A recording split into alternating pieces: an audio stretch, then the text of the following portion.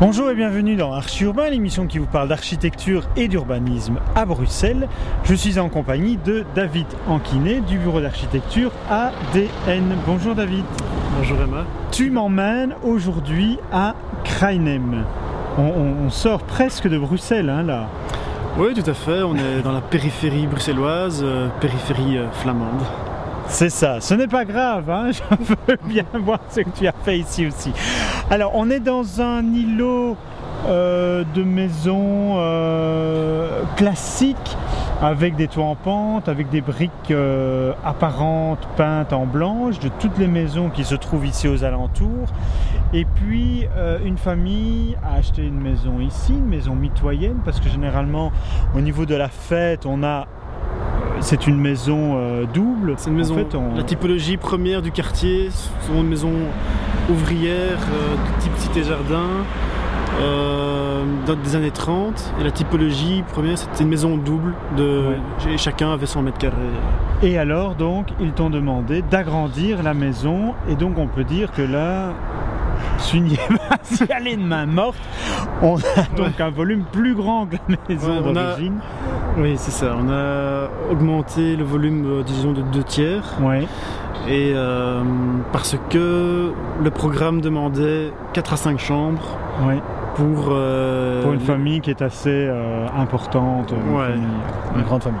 On va tout de suite se déplacer. Viens. Au niveau de la façade qui est devant nous, il y a 2 éléments importants, je pense, dont tu voudrais parler. J'ai dit, on a la même typologie qu'avant, et pourtant, au niveau du travail des briques extérieures, parce qu'on voit toujours les briques extérieures, il y a une grande différence. Dans la typologie, on a bien des briques jointoyées au ciment avec une couche de peinture. Par contre, ce qu'on a voulu ici travailler, c'est on a demandé à l'entrepreneur de faire une brique avec les joints reflux. On a étalé le mortier sur le mur. Et donc on a une texture un peu différente, une matière qui s'étale un peu plus. Oui, on a l'impression qu'on a presque caché la brique, mais qu'elle est toujours là. Ouais, c'est ça. Elle est moins lisse qu'avant, mais on a toujours cette texture de brique en fait. Deuxième élément extrêmement important dans la façade, c'est on a l'impression que vous avez scié dedans, elle est découpée, il y a comme ça à un moment donné, on casse carrément pour remonter, la gouttière remonte, donc du coup on a ce caractère extrêmement contemporain au niveau de la façade. À l'arrière, on a une façade qui n'est pas alignée à l'ancienne façade, mais qui est de biais, mais qui est en fait parallèle à ceci qui est donc de biais aussi. Ouais, tout à fait. Et puis on a également sur le toit un élément très contemporain qui est une verrière, on verra tout à l'heure à l'intérieur, qui apporte énormément de façade, mais on a à nouveau un élément coupé au niveau du toit. Cette idée de couper dans la façade verticale pour en fait ne pas faire un redent et avoir des coins à 90 degrés. L'idée, c'est on a un volume. Qu'est-ce qu'on fait ? On va un peu faire au scalpel, on va l'aiguiser. Et dans la même logique, on va alors couper ce toit pour en fait, d'une part, il y a un jeu de composition d'architecture, mais également, comme le jardin qui se trouve à droite de la maison est placé au nord, c'était aussi avoir une moins grande empreinte de l'ombre due au pignon en fait. Oui. Donc, mais ce que je trouve magnifique en fait, c'est que d'une obligation, d'une contrainte, vous en avez tiré tout caché en fait de la maison, extérieur comme intérieur, et on va aller voir tout ce que vous avez fait à l'intérieur. Voilà, donc on s'est déplacé vers l'arrière de la maison. On est devant une très grande baie vitrée. La maison en a pas mal, des grandes baies vitrées. Il y en a une sur le côté latéral également qui ressort de la façade, qui montre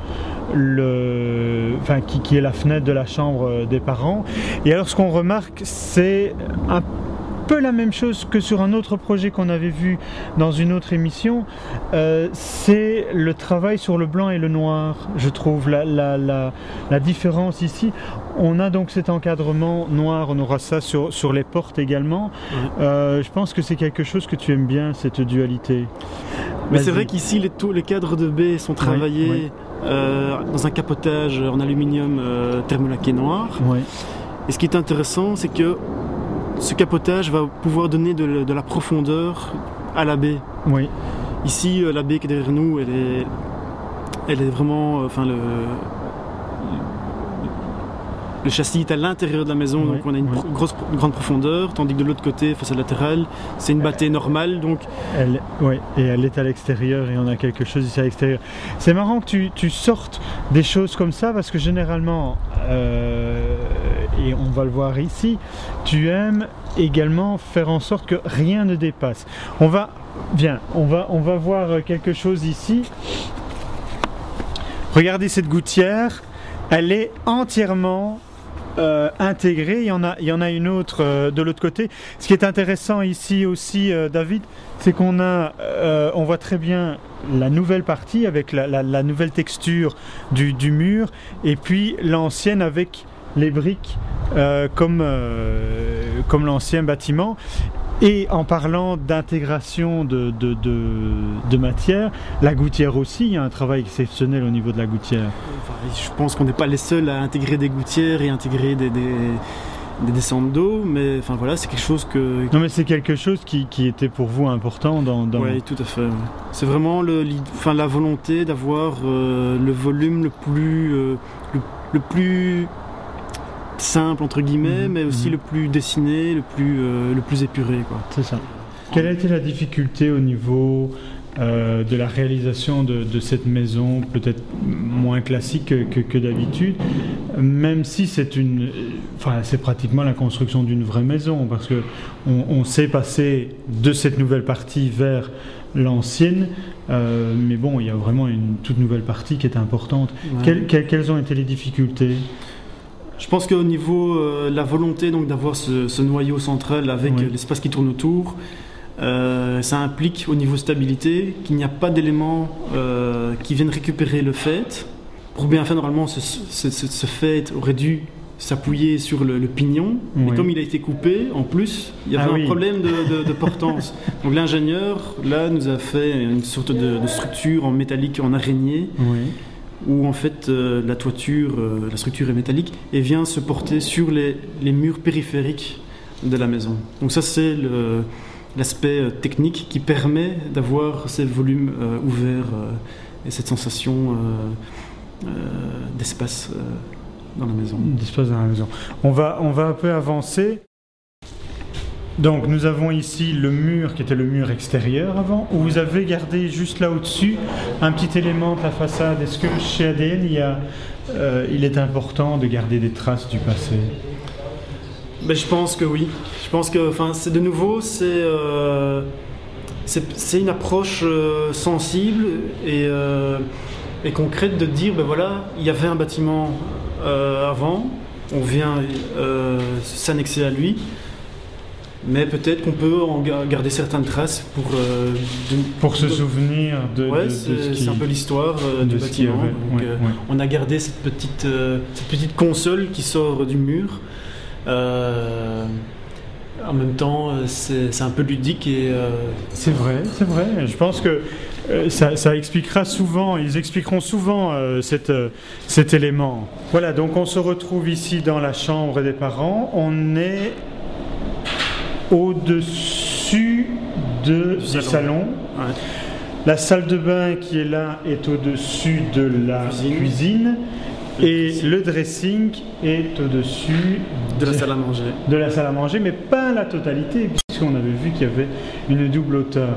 Un espace extrêmement intéressant, je trouve ici, où on remarque à nouveau des coupures dans la toiture, où on remarque cette merveilleuse baie vitrée centrale, mais c'est un cocon aussi, j'ai l'impression, non ?